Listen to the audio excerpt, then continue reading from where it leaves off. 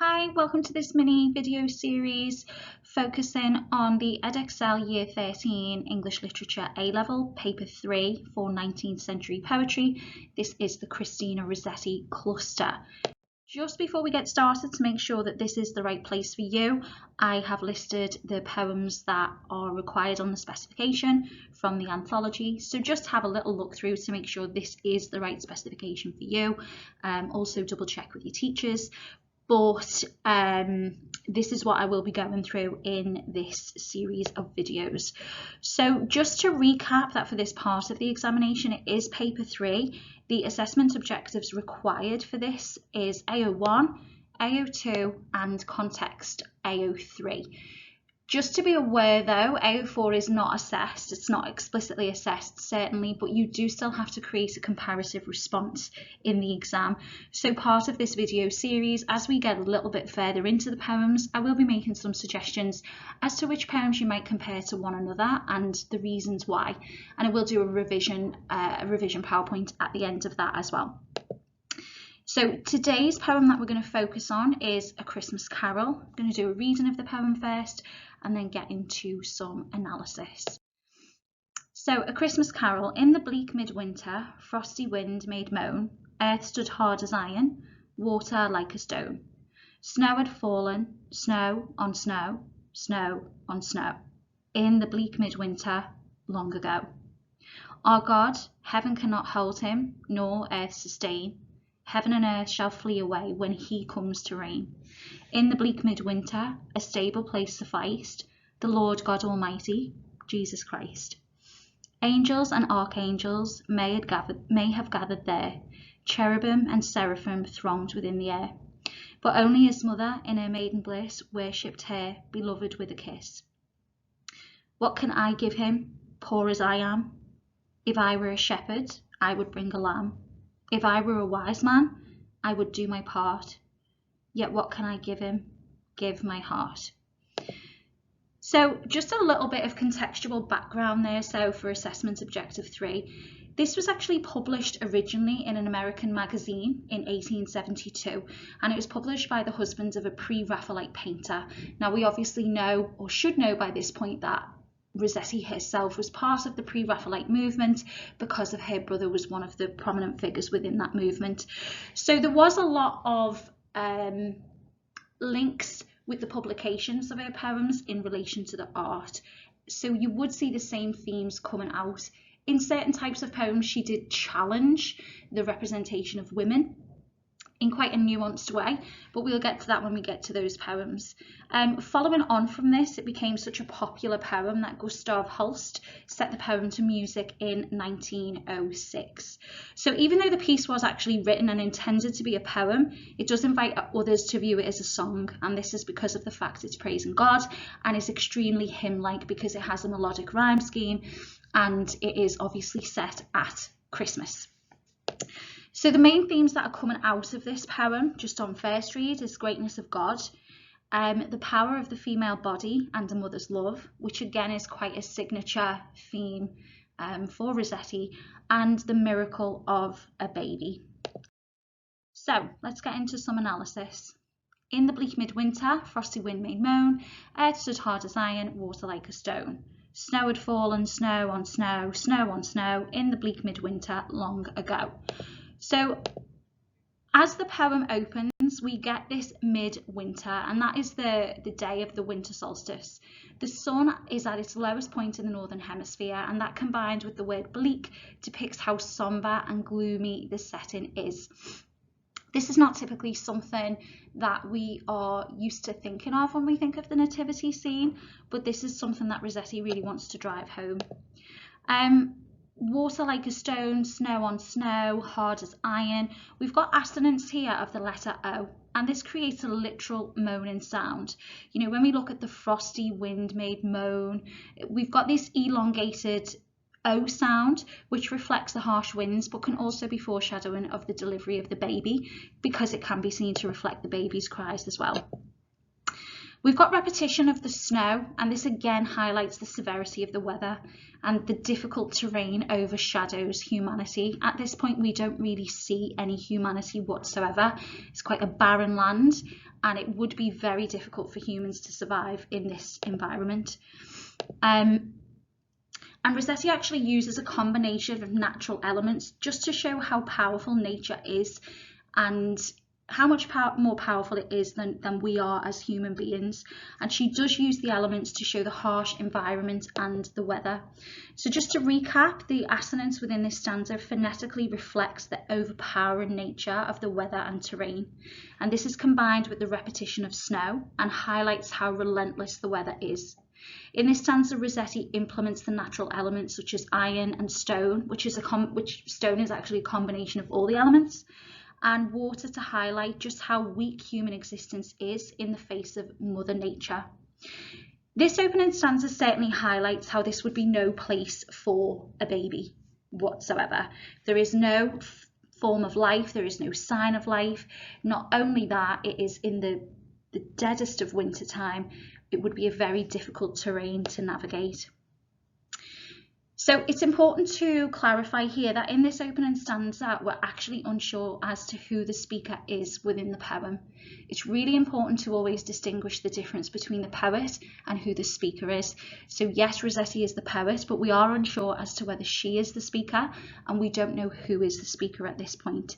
It appears to be quite omnipresent, and it's entirely focused upon the landscape and the weather. Now, I've just put a question here as how the title A Christmas Carol contrasts to the content of this first stanza, and just to have a consideration of what we actually expect from Christmas carols. Unless you are deeply religious, I do suppose we expect, in modern day with pop culture, there's a lot more pop type of songs. But back at the time when Christina Rossetti was writing, it was religious. A lot of Christmas carols would be very religion based. But we wouldn't expect so much bleakness. We wouldn't expect it to be so difficult, and we wouldn't expect it to be, quite frankly, so miserable. So what we have is a great contrast between the title of the poem when we're looking at A Christmas Carol, and then it goes into In the Bleak Midwinter. That's quite a contrast, and she does that on purpose to really make us reflect what is the point of Christmas. So moving on to the second stanza. Now, this is where the religious tone begins. And now we understand that there is a speaker because it becomes our. So it goes from being this omnipresent to being our. There's a personal touch to this now that there's a speaker. And we notice the capitalization. We've got heaven and we've got him. It becomes to be extremely religious. Whereas the contrast to that first stanza is that the first stanza is deeply based on the elements, nature, and the earth. Now it becomes a little bit more a lot more spiritual. Theological ideas are explored, and we're actually reminded here that Jesus has come to earth to live and die as a human, which shows the power of God overall. Again, we've got this refrain of In the Bleak Midwinter, and this brings back earthly qualities. It's also reflective of coming together of the physical and spiritual elements, and this is actually depicted at the birth of Jesus Christ. So we've got a lot of language in here, and this develops a lot throughout the poem, which we'll go into more detail. But we've got the heaven versus earth. We'll talk about that in a minute.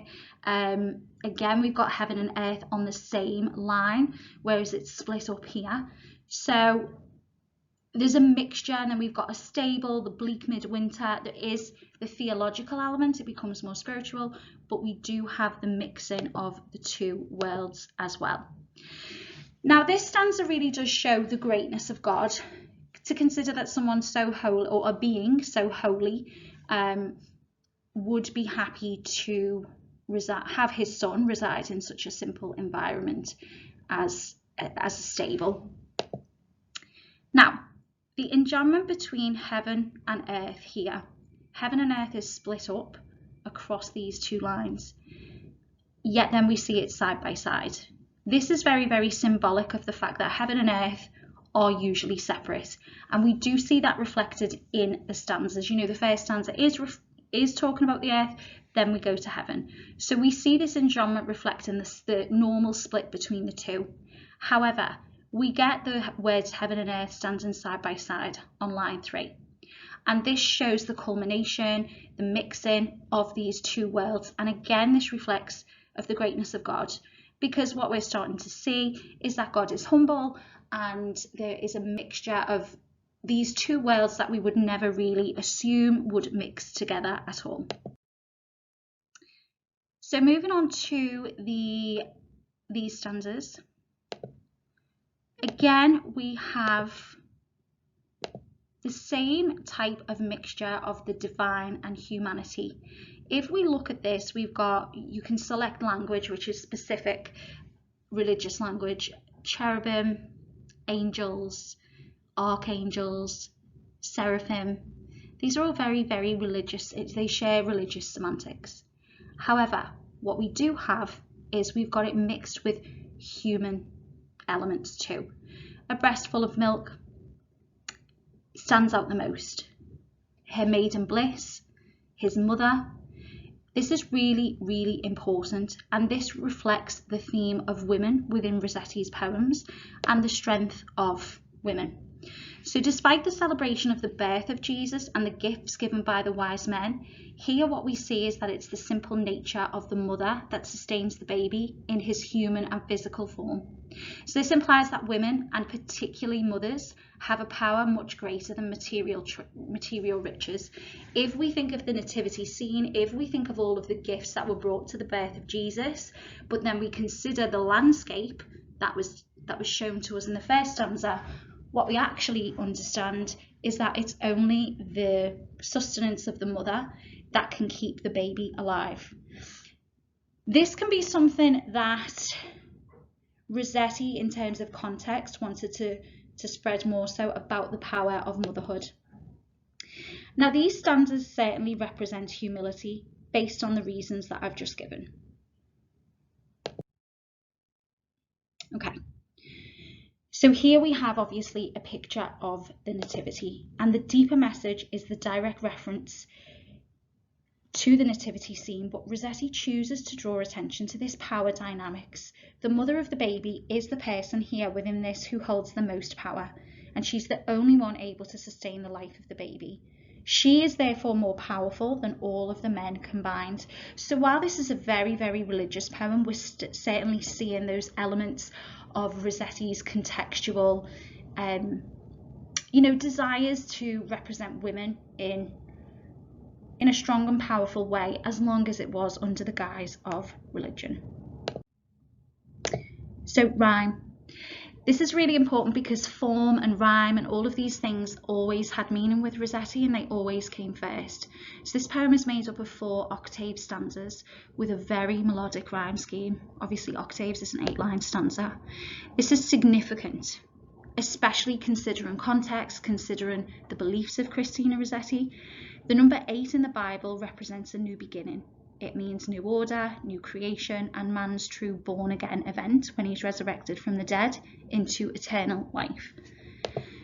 So how can we relate this to the overall meaning of the poem? Well, Rossetti has taken numbers and their meanings in the Bible and developing that into the form of her poem and in the stanzas. Now, because it is at the birth of Jesus Christ, it's obviously representing that new beginning, and it's representing the impact that Jesus was going to have on the earth in terms of, moving beyond sin and sacrifice and all of those things. So looking at the final stanza, what is it that we notice? What is different? And how has the tone changed? Has the tone changed? What do you think about it? So if we look at this, it becomes a lot more personal now. So what can I give him, poor as I am? If I were a shepherd, I would bring a lamb. If I were a wise man, I would do my part. Yet what can I give him? Give my heart. Now, the personal pronoun I is repeated on every single line. So at this point, we start to really, it's the end of the poem, but we start to really engage with the speaker on this individual personal level. It goes from not really having a perspective to being our, to then being I. So it becomes more personal for the speaker as the poem progresses. Now, the reference to the men present at the birth of Jesus is obviously evident, but this could also be seen as a consideration and a reference to men in a wider context. Don't forget that Rossetti was operating in a very male-dominated sphere during this time. There was only another really famous poet, Elizabeth Barrett Browning, and the pre-Raphaelite movement was dominated by men. So there could be an element here, and it is okay to say in your exam that some things are a little bit ambiguous and it could mean this, as long as you've got evidence to back it up. Don't go too off track, but you could talk about this wider reference to men. And what she's really looking at here is, okay, I don't have all of these riches. If I had these things, I would bring these gifts, but I don't actually have it. So what can I give? Well, the only thing I can give is my heart. This is when we start to presume that the speaker is female, because the comparison of I and the men, and again it reflects the power of a woman and a mother, because again, referencing back, that is the only thing that really sustains Jesus during this harsh, terrible terrain and landscape. There's also a suggestion here that devotion to God and love for one's child is better than any material items. And this would have resonated a lot with the poorer communities within Victorian England. What Rossetti is suggesting here in a contextual sense is that God doesn't care about riches necessarily. He doesn't want you to be rich in material items as long as you give your devotion. This is what she is suggesting. And there is this insinuation that whilst the roles that the wise men and the shepherds and everyone play at the birth of Jesus are important, they are just not key in sustaining Jesus in his human physical form. So again, this theme of motherhood is coming through in the final stanza. So the use of anaphora here, we've got if I were. This is almost reflective of exasperation, desperation. I don't have these things. If I did. But then we see that the panic starts to calm down when the speaker realizes that actually giving your heart is simply enough. So some questions to consider. So what you could do is go away from this video, annotate your poem in a little bit more detail and just consider these questions. So how does the form of the poem reflect the deeply religious content? How does the poem elevate the importance of the role of a mother in the sustenance of a baby? And how could this poem have appealed to the poorer population of Victorian England? And do you think that was Rossetti's intention? What contextual links can you make between this poem and the beliefs of Rossetti herself? I'm assuming you have covered these things, but obviously her role within the church following the death of her father, she was very, very religious. And how is the greatness of God shown in this poem? And what is Rossetti's message about humility? Thanks for watching, and we will be doing another poem next week.